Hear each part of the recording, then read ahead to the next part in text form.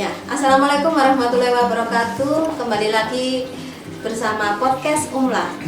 Sobat Umla yang berbahagia, pada siang hari ini menarik sekali akan kita bahas ya. Pada siang hari ini kita akan berbincang-bincang gitu ya tentang isu-isu yang sedang ramai dibicarakan saat ini terkait obat sirup ya, di mana sirup ini merupakan salah satu jenis obat yang memang kemarin sempat menjadi viral gitu ya. Topik yang akan kita bahas pada siang hari ini adalah obat antara madu dan racun. Obat bisa menjadi madu, bisa berkhasiat sebagai racun jika kita salah menggunakannya. Oleh karena itu kita hadirkan pada siang hari ini ya pemateri kita, narasumber kita yang berbahagia gitu ya. Kita akan mengangkat topik Tanya Obat Tanya Apoteker bersama Apoteker Arif Alfian Rahman. Beliau adalah Ketua IAI PC Lamongan. Jadi beliau ini adalah bapak apoteker-apoteker di seluruh Lamongan gitu ya. Seperti pepatah tak kenal maka tak sayang. Monggo baiknya Bapak Arif Alfian Rahman boleh menyapa sahabat Umla untuk perkenalan secara langsung dengan sobat Umla yang sedang menyaksikan acara ini. Baik, terima kasih. Assalamualaikum warahmatullahi wabarakatuh. Selamat siang sobat Umla yang pada siang hari ini, di siang hari yang cerah ini sangat berbahagia, sangat antusias dan sangat semangat dalam mengikuti acara ini. Baik, seperti yang Bu Devi tadi katakan bahwa akhir-akhir ini dalam 2 minggu kali ini ya, kita dihebohkan dengan adanya pemberitaan mengenai sirup. Nah, sirup ya, karena obat sendiri kan banyak sekali jenisnya, ada tablet, ada sirup, ada salep dan sebagainya. Nah, kenapa kok sampai terjadi hal-hal seperti ini? Bahkan sirup yang konon dulu anak-anak mengkonsumsi aja enggak ada masalah. Kenapa kok akhir-akhir ini sampai heboh gitu? Sampai heboh nggak boleh untuk sementara waktu. Untuk sementara waktu dihindari dulu lah untuk dikonsumsi. Nah, ini sebenarnya ada apa? Jadi begini, konon katanya beberapa pasien yang khususnya anak-anak ya yang mengalami kasus gagal ginjal itu disebabkan karena sirup yang tercemar dengan EG, ethylene glikol maupun DEG gitu. Nah, cuma yang kami belum tahu, yang kita belum tahu ini kadarnya berapa yang tercemar ini. Tetapi dari aturan BPOM bahwa cemaran itu maksimal kadarnya adalah 0,1%. Nah, untuk sementara ini obat yang benar-benar ditarik dari BPOM ada awalnya 5, namun sekarang sudah yang 2 itu hanya batch tertentu sehingga tinggal 3.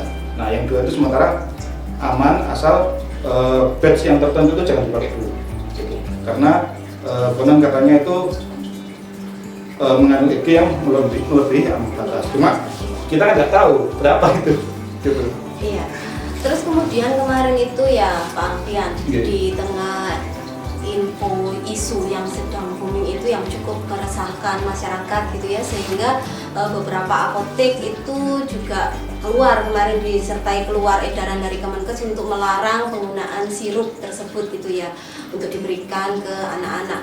Dan ternyata edaran itu tidak pandang bulu gitu ya, walaupun kemarin yang sudah dikeluarkan ada beberapa merek gitu ya, yang seperti sudah disebutkan tadi ada Bepiku, kemudian kemarin sempat ada Thermorex, tapi Thermorex kemudian dihapus sepertinya ya Pak Alfian ya. Nah, menurut pandangan Pak Alfian sendiri ya Pak Alfian ya, dengan adanya larangan penjualan sirup yang sedemikian ini, Pak Alfian sebagai Ketua IAI PC Lamongan ya, yang mungkin mewakili suara dari teman-teman apoteker gitu ya, apa sih pendapat teman-teman apoteker terkait pelarangan ini seperti itu? Padahal ya seperti yang sudah dikatakan Pak Fian tadi ya, bahwa sebelumnya aman gitu penggunaan sirup gitu ya, namun ternyata sekarang sudah harus nggak boleh sama sekali gitu ya, bahkan bukan saja yang diedarkan tapi semuanya ini berlaku untuk semua jenis sediaan sirup gitu ya. Gimana menurut Pak Alfian? Baik, sebenarnya ini juga apa ya, kita juga bertanya-tanya kenapa kok digebek uya, kan kasarnya seperti itu, digebek uya semua sirup dikat semua. Nggak hanya sirup, suspensi emulsi pun juga di hold, jangan dikeluarkan dulu. Nah ini kan kenapa gitu. Nah kalau dari teman-teman sendiri ini sebenarnya dilema. Dilemanya kenapa? Kadang-kala di masyarakat itu ya terus terang apalagi di musim penghujan seperti ini itu banyak anak-anak yang membutuhkannya kebutuhan sirup. Nah untuk teman-teman di lapangan sebenarnya bisa diakali, mungkin dibuatkan buyar lah, sediaan buyar. Cuma kadang-kadang yang jadi dilema itu jika pasien datang ke apotek dan ternyata si anak ini tidak bisa minum buyar, nah ini yang menjadi dilema bagi kita. Bahkan ada yang sampai memaksa, tidak apa Bu, Pak, saya sudah terbiasa, anak saya sudah terbiasa konsumsi obat sirup ini. Seandainya nanti terjadi apa-apa, saya siap tanggung jawab. Bahkan pasien sampai seperti itu. Nah ini yang kita juga sebetulnya agak dilema. Nah kalau misalnya tidak termasuk dalam ketiga itu, ya secara logika nggak masalah sebenarnya gitu. Oke, jadi kalau dari yang saya simpulkan ya dari Pak Alfian tadi, sebenarnya sediaan sirup yang terbukti tidak mengandung cemaran itu ya sebenarnya masih bisa diberikan gitu ya Pak Alfian ya. Karena memang kemarin setelah keluarnya isu berita itu gitu ya, banyak juga gitu ya kita menerima dari industri-industri farmasi yang kemudian mengirimkan statement yang menyatakan bahwa produk yang mereka produksi itu masuk aman gitu, bahwa mereka merilis merek A, B, C ini dijamin tidak mengandung impurity atau cemaran itu seperti itu. Nah, akan tetapi saya cukup miris gitu ya dan mendengar fenomena kenyataan yang terjadi di lapangan. Ternyata hal itu tidak hanya sebatas edaran saja, tetapi sepertinya juga bahkan teman-teman dari kepolisian juga melakukan sidak gitu ya ke apotek yang masih menjual obat-obat sirup. Nah, kalau seperti itu misalnya apoteker tetap melayani obat sediaan sirup seperti itu, tentu saja akan berhubungan atau bermasalah seperti itu Pak Alfian. Jadi bagaimana ini menurut pandangan Pak Alfian? Gini Bu, mungkin saya agak luruskan ya. Ya, oke. Jadi kemarin itu memang kami, karena saya juga dilibatkan, sebenarnya bukan sidak. Kalau sidak kan sepertinya agak horor gitu ya kesan. Gitu. Sebenarnya kami dengan teman-teman kepolisian dan juga dinas kesehatan itu melakukan monitoring sebenarnya. Monitoring khususnya yang ketiga yang dilarang ini jangan sampai keluar. Nah sebenarnya poinnya itu tiga ini gitu. Yang ketiga ini jangan sampai keluar. Nah ini yang poin pentingnya di situ. Jangan sampai masyarakat mendapatkan kembali obat itu. Walaupun sebenarnya banyak yang masih yang cari gitu ya. Gitu. Namun untuk sediaan sirup yang lainnya selagi masih di termasuk yang 156 yang dikeluarkan oleh Kemenkes, monggo silakan, boleh, tidak masalah gitu. Ya, artinya sekarang teman-teman apoteker dan masyarakat tentu saja tidak perlu khawatir lagi ya karena sudah dikeluarkan edaran bahwa obat yang tidak mengandung cemaran itu masih bisa digunakan dengan aman seperti itu ya. Karena tiap hari, ya nggak tiap hari sebenarnya, beberapa kali kan sudah dirilis oleh Kemenkes dan juga Badan POM, Masa Badan Makanan, bahwa ada beberapa produk yang sudah melalui uji kembali oleh Badan POM itu sudah bisa digunakan oleh masyarakat. Iya.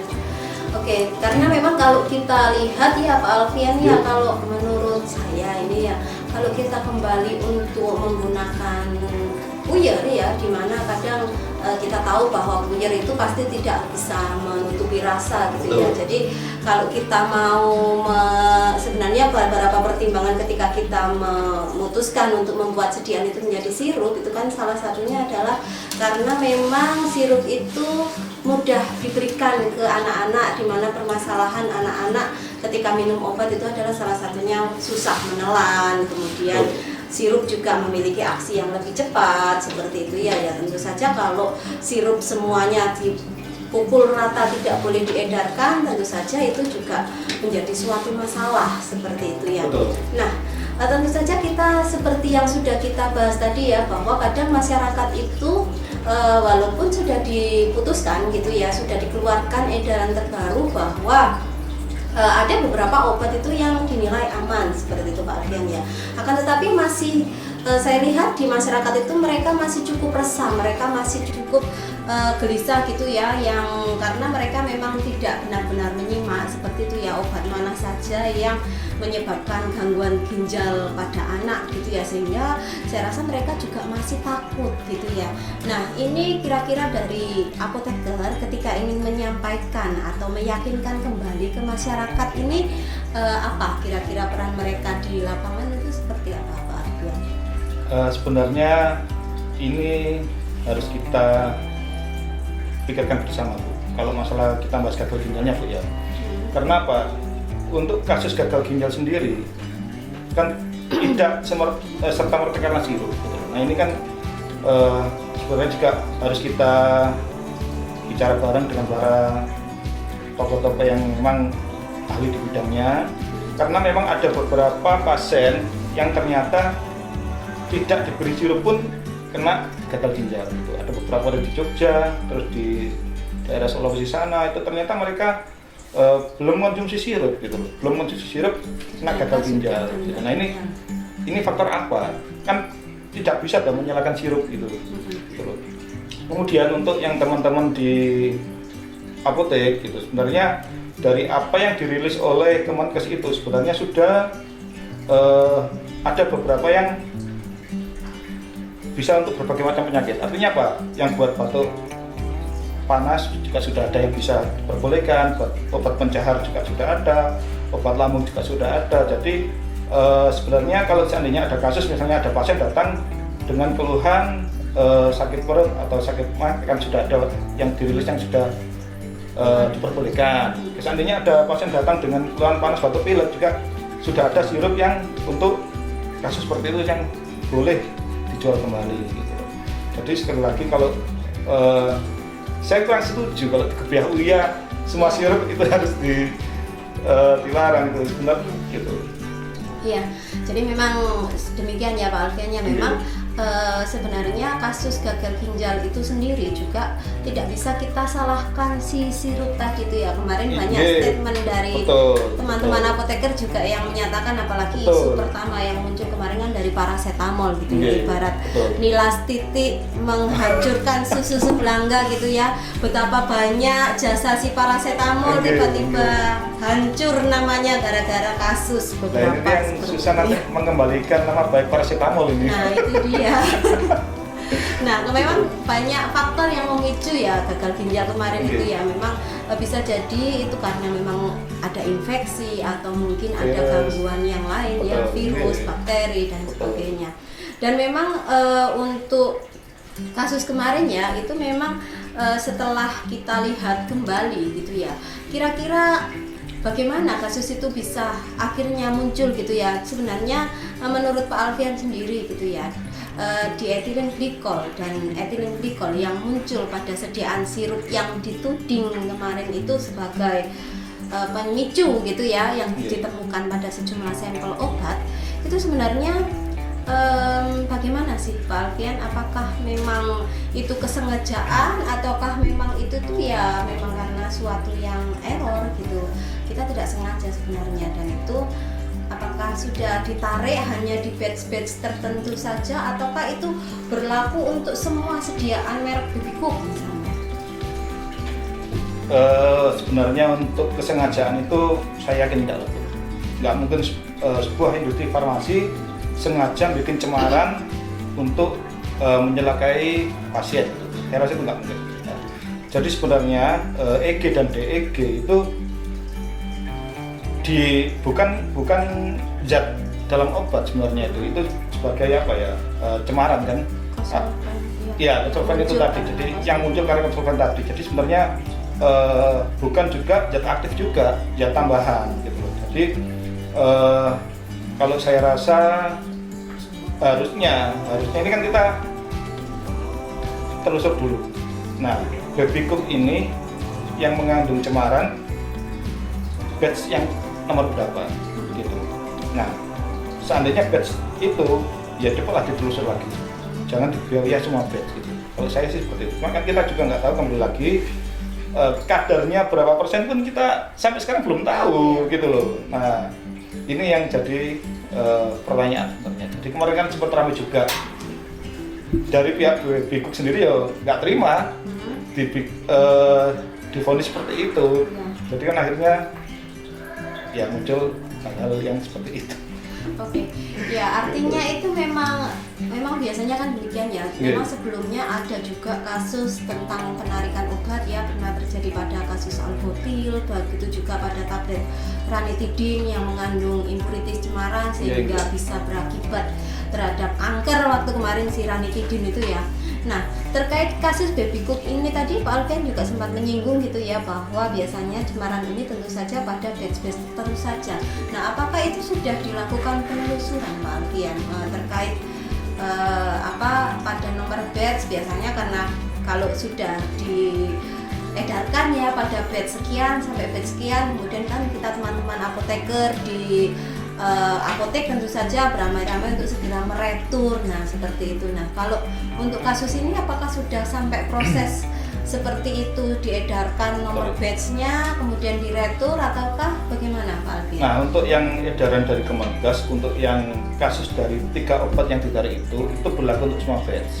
Jadi kemungkinan dari pihak BPOM dan Kemenkes sudah menguji dari seluruh batch yang ada sehingga ditarik kesimpulan untuk menarik semua produk tersebut. Nah untuk yang kemarin kan 5, kemudian jadi 3. Nah untuk yang terkorek ternyata hanya batch tertentu. Dan itu sudah ditarik dan dikembalikan ke produsennya.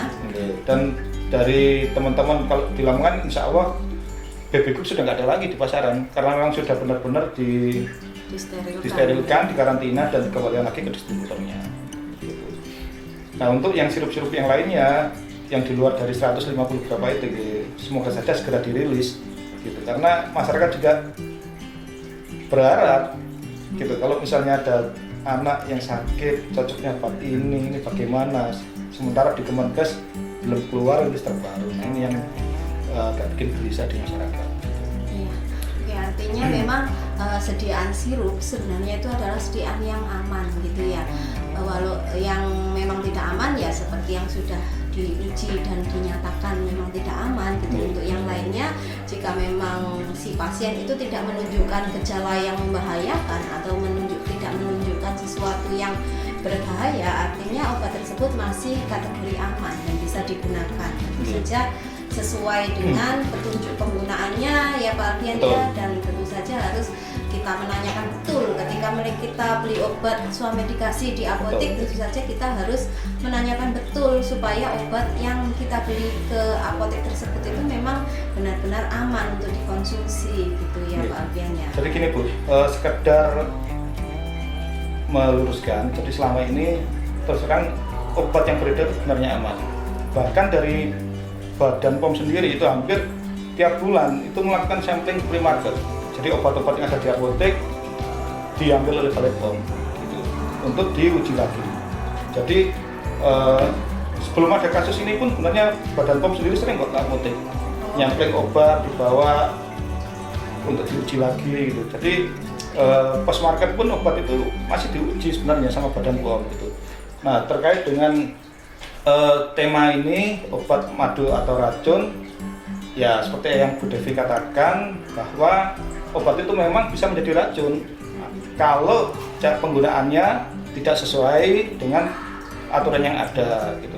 Nah untuk obat sendiri itu kan kita juga harus dari awal harus paham, harus tahu cara mendapatkannya pun harus jelas gitu. Jadi tidak asal beli obat, tidak hanya asal tonggoku cocok ke iki, ngundang cocok sampai aku kan belum tentu Bu, gitu. Nah cara mendapatkan pun harus jelas, tentunya di sarana resmi, entah itu di apotek, rumah sakit, klinik, toko obat, puskesmas, harus tahu, harus jelas. Apalagi sekarang di era online ini harus hati-hati Bu, gitu. Apabila ada obat yang nggak jelas sumbernya itu kita harus waspada. Gitu. Nah menarik sekali ini Pak Alfian ya, memang kita kadang-kadang yang menjadi kegalauan gitu ya sekarang ini memang obat kalau kita datang ke apotek gitu ya tentu saja kan sudah ini ya sudah jelas gitu ya bahwa apotek itu dipertanggungjawabi oleh seorang apoteker. Ketika kita membeli obat di apotek, tentu saja kita akan mendapatkan informasi terkait penggunaan obat itu oleh si apoteker misalnya. Nah, tetapi kadang-kadang sekarang memang yaitu tadi ya kita sudah digitalisasi itu tadi, sehingga kadang ketika kita melihat di marketplace gitu ya, itu sudah banyak sekali obat-obat yang dijual di sana seperti itu, bahkan obat-obat keras pun itu beredar secara online. Nah, tanggapan Pak Alfian mengenai ini itu seperti apa Pak Alfian? Apalagi kalau secara offline memang seringnya itu tadi BPOM melakukan post market, surveillance gitu ya. Nah, tetapi untuk yang di marketplace online ini seperti apa pengendaliannya Pak Alfian? Untuk yang di marketplace, seandainya kita terpaksa harus beli lewat marketplace, ya kita juga harus tahu bahwa marketplace itu benar-benar harus berizin. Tahunya bagaimana Pak Fian bahwa marketplace itu berizin? Nah, itu kan sekarang kan ada di apotek-apotek yang resmi, itu juga ada penjualan lewat online Bu. Gitu. Nah, itu paling tidak kalau sudah apotek insya Allah sudah berizin. Nah, kalau yang toko-toko nggak jelas, gitu. Kalau di online banyak sekarang apotek-apotek yang sudah merambah di online. Gitu. Nah, itu iya memang kalau sudah apotek itu kan memang sudah jelas ya bahwa itu pasti dipegang atau dipertanggungjawabkan oleh seorang apoteker. Nah, untuk yang belum jelas-jelas ini kira-kira pengaturan regulasi dari pemerintah atau mungkin dari Ikatan Apoteker Indonesia sendiri apakah pernah membahas untuk peredaran obat secara online ini? Nasibnya seperti apa gitu? Apakah dibiarkan saja masyarakat mendapatkan obat tanpa edukasi yang jelas? Apa yang dibeli ya udah tinggal klik keranjang bayar gitu ya? Itu gimana Pak Alfian? Kalau di marketplace yang nggak jelas itu sebenarnya kita juga sering membahas Bu. Kita juga sudah mengusulkan ke BPOM, ke Kementerian Kesehatan untuk segera ditertibkan. Bahkan sekarang dari pihak APH, para penegak hukum juga sudah bergerilya. Mana yang sekiranya ilegal, mana yang legal itu nanti kemarin juga sudah ada beberapa yang dalam tanda kutip diluruskan lah agar tidak berjualan seperti itu. Baik, Pak Alfian, dari yang sudah kita diskusikan cukup panjang ini ya, mungkin ada closing statement dari Pak Alfian untuk Sobat Umla di rumah supaya mereka lebih aman dalam menggunakan obat, ya lebih mendapatkan manfaat madunya daripada racunnya. Oke, terima kasih Bu Devi dan juga Sobat Umla yang berbahagia. Obat, kalau kita bicara tentang obat, ini kan perlu penanganan secara khusus. Jadi tidak sembarangan kita baik itu konsumsi maupun mengedarkan gitu. Jadi kalau saya pribadi tidak hanya sirup ya, ini obat secara keseluruhan itu paling tidak kita harus ingat dagu sibu. Dari apa dapatkan? Yang pertama kita harus benar-benar mendapatkan ini dari sarana yang legal, bukan ilegal. Seperti yang saya katakan tadi, ada apotek, rumah sakit, klinik, toko obat berizin, puskesmas. Nah, itu yang sarana resmi. Kemudian gunakan obat ini kan banyak sediaannya. Ada yang lewat mulut, ada yang tetes pun ada tetes mata, tetes telinga, ada yang mulut pun ada yang langsung telan, ada yang ditaruh di bawah lidah, ada yang harus dicelup ke air baru diminum. Nah, ini juga kita harus paham. Nah, gunakan. Cara penggunaannya ini seperti apa juga harus jelas. Kalau misalnya diminum itu minum yang seperti apa, apakah minum langsung, apakah di bawah lidah dulu, atau harus dicelup air dulu, ini juga harus jelas penggunaannya itu seperti apa. Terus yang tetes pun ada mata telinga, jangan sampai salah, nanti tetes telinga dipakai tetes mata. Nah, ini pesan saya kepada Sobat Umla. Jadi ketika kita datang ke apotek atau ke tempat sarana kefarmasian yang lain, harus ditanyakan seperti ini. Cara penggunaan obatnya seperti apa, cara minumnya bagaimana, durasinya berapa, ini juga harus jelas gitu ya. Jangan sampai salah gitu. Nanti obat yang supositoria ditelan, itu tambah jadi gawe. Bukan madu yang kita dapat, malah racun gitu kan. Gitu penggunaannya. Terus kemudian penyimpanan. Nah, coba dicek kembali di kemasan itu kan biasanya ada di suhu berapa obat itu harus kita simpan. Nah, ini juga penting gitu ya, agar kualitas obat tetap terjaga sehingga apa yang kita inginkan dari obat itu bisa tercapai sesuai dengan keinginan gitu. Yang simpan. Kemudian bagaimana kalau kita sudah sembuh sementara obatnya itu kita sudah nggak kita pakai gitu. Nah, pembuangannya pun ini nggak asal dibuang Bu, nanti dibuang. Ya, paling tidak kalau sudah tidak dipakai digunting lah dari kemasannya, dari stripnya dihancurkan dulu, baru ditimbun di tanah. Ini harus benar-benar kita perhatikan obat ini gitu. Dan sekali lagi obat antara satu pasien dengan pasien yang lain itu belum tentu sama. Kadang biasanya kalau di Lamongan ini ya, kok sampean cocok, misalnya ada kasus pegelinu ngombe obat iki, aku tak jajal yo, mbok menawa cocok. Nah ini belum tentu karena kondisi pasien kan berbeda-beda gitu loh. Nah seperti itu. Oke, ya baik. Terima kasih Pak Alfian atas closing statement yang telah diberikan ya. Jadi pada diskusi kita siang hari ini bisa kita simpulkan ya bahwa obat itu akan aman ya, termasuk obat sediaan sirup asalkan kita menggunakan sesuai dengan petunjuk yang digunakan ya. Dan cara dagu sibunya tadi sesuai itu ya, dapatkan obat dengan benar, gunakan obat sesuai petunjuk, kemudian simpan obat dengan tepat dan benar, dan membuang obat sesuai dengan petunjuknya ketika obat tersebut sudah kadaluarsa atau diindikasi obatnya telah rusak seperti itu, supaya kita bisa mendapatkan manfaat dari obat tersebut ya. Betul. Mau ada tambahan lagi Bu Devi, barangkali mungkin ada sobat umla yang bingung obat ini sudah terregister atau belum, kayak tadi ya, itu bisa dicek di www.pom.go.id, nanti tinggal masukkan nomornya, nanti akan keluar bahwa obat itu benar-benar sudah diuji oleh POM atau belum, obat ini legal atau ilegal, nanti ada di situ. Nah itu informasi yang cukup penting ya, jadi kita bisa melihat kelegalan dari obat yang akan kita konsumsi ini, apakah obat ini benar-benar telah teregistrasi oleh BPOM ataukah hanya teregistrasi abal-abal dengan cara checklist BPOM tersebut tadi ya. Baik, dan tadi yang menjadi catatan pentingnya adalah ketika kita mendapatkan obat tentu saja harus dilengkapi dengan informasi selengkap mungkin dari tenaga kesehatan yang berkompeten ya.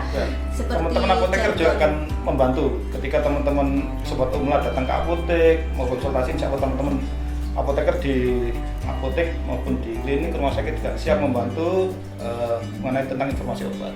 Ya. Seperti jargon kita ya Pak Alfian, tanya obat, tanya apoteker. Assalamualaikum warahmatullahi wabarakatuh. Waalaikumsalam.